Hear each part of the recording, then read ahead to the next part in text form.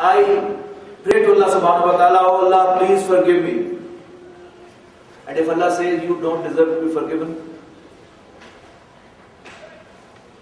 and the fact is, I don't deserve to be forgiven.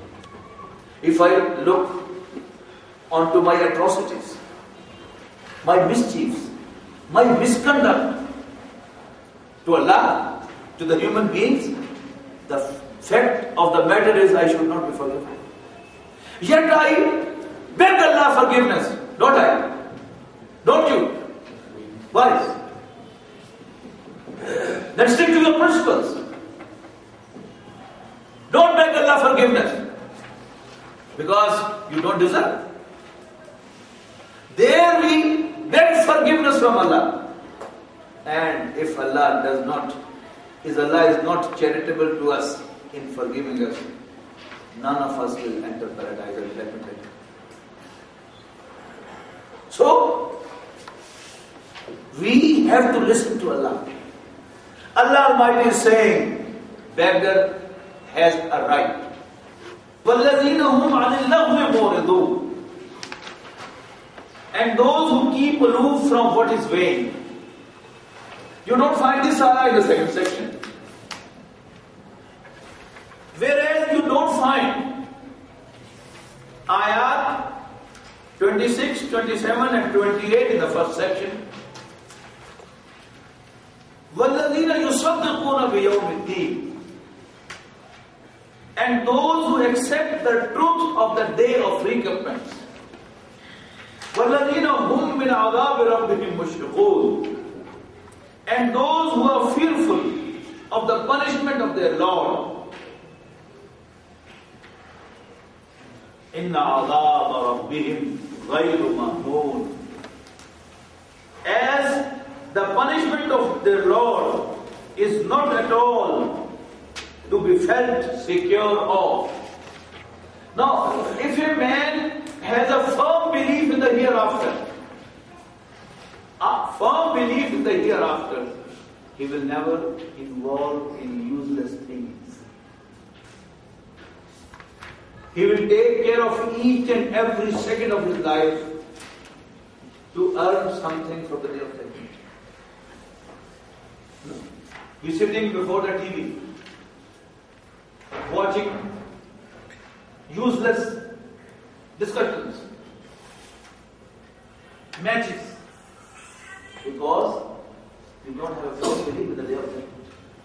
If we have a firm belief, then ultimately we would feel, oh, each and every second is important. It is an asset for me. I must earn something in this time. No, because life is running out. Time is running out. Any time, Israel alayhi salam may come with a death warrant. And then it may be the case like when you are in the examination hall, solving your paper, and all of a sudden the invigilator shouts, "Time is over." Then you think, oh, I should not have gone that long in the first question. Oh, I missed one question. So, if the situation is this, that وَالَّذِينَ يُصَدِّقُونَ بِيَوْمِ الدِّينِ, in the second section, ayah 26, concentrate again. وَالَّذِينَ يُصَدِّقُونَ بِيَوْمِ الدِّينِ. And those who accept the truth of the day of judgment, day of recompense. وَالَّذِينَ هُمْ مِنْ عَذَابِ رَبِّهِمْ مُشْفِقُونَ. And those who are fearful of the punishment of their Lord. إِنَّ عَذَابَ رَبِّهِمْ غَيْرُ مَأْمُونٍ. As the punishment of their Lord is not at all to be felt secure of. The punishment of our Lord is so severe that even Allah's messenger, who were his favorite, they have been fearful of that punishment. Rasulullah sallallahu alaihi wasallam was praying Salatul Khusuf. All of a sudden, he rushed forward. After some time, he rushed back. The Sahaba as you will ask the question, O Allah's Messenger, is there any change in the hukum, or it was something special? The Prophet ﷺ said that first, the curtain between me and paradise was removed, and a cluster of grapes from Jannah were in my approach, and I rushed to it. And then after some time, the veil between me and hell was removed, and a blaze of fire rushed to me, and I rushed back. So if Rasulullah ﷺ was fearful of the fire, who am I to say that I should only work out of love for Allah, and I should have no fear of the hell, and I should have no persuasion for paradise? No, these are just baseless assumptions. Very often, Sayyidah Rabia Basriya, she is quoted, though she was going with a lamp in one hand during the day and a bucket of water in the other hand.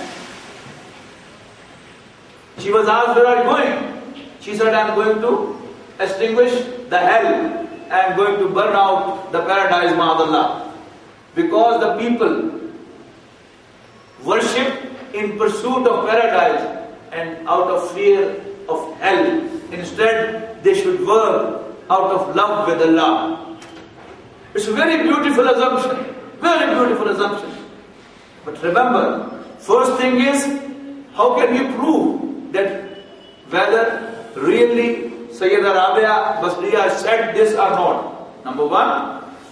Number two, even if she said it, if it is in line with what Rasulullah ﷺ said and did, it's okay.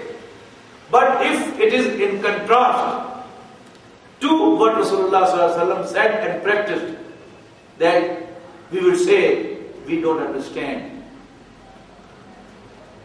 Our loyalty, we have believed in Sayyidina Muhammad ﷺ as Allah's Messenger and none else.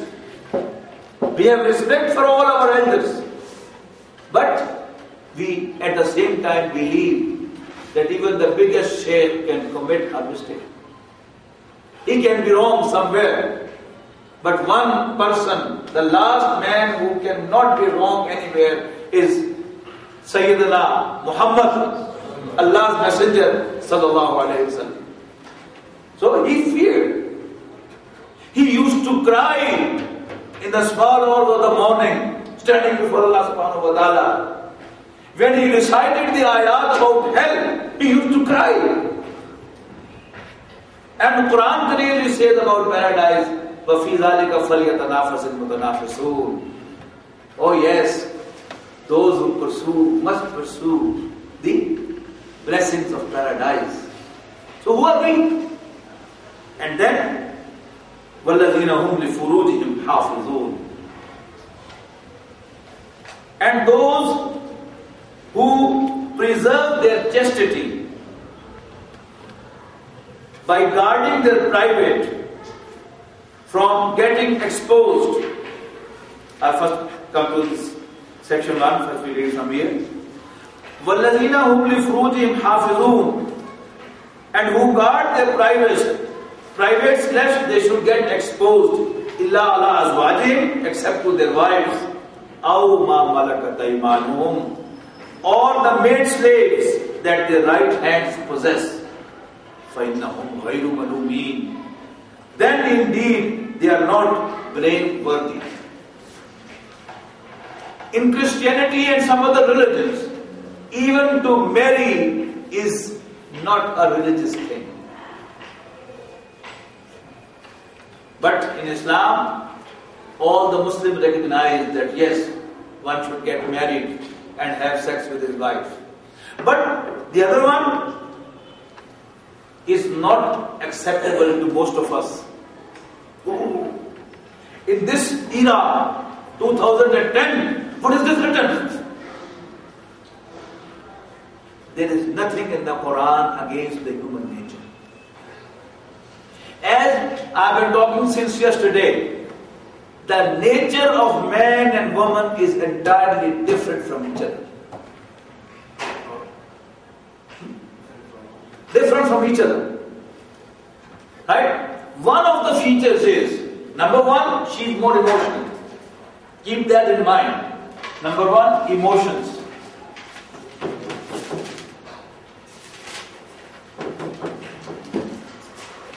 Less, more. Now, we sort out emotions.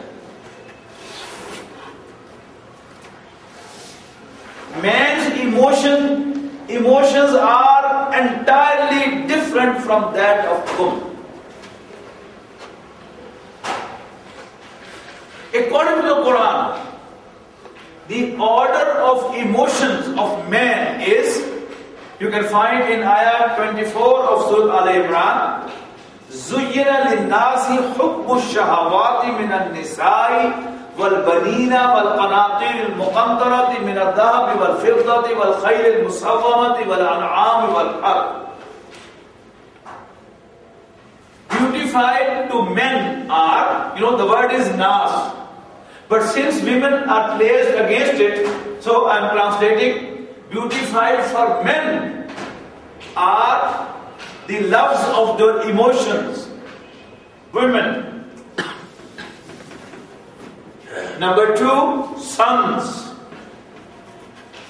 Now, we can appreciate the beauty of this ayah. And one of the ayah which made me personally believe that Quran is Allah's word in this ayah. I'm telling you the fact. Reading this ayah, I personally realized that this is word of my Creator. Because this was the true picture of mine. We are all witness that how much attention a woman draws from us.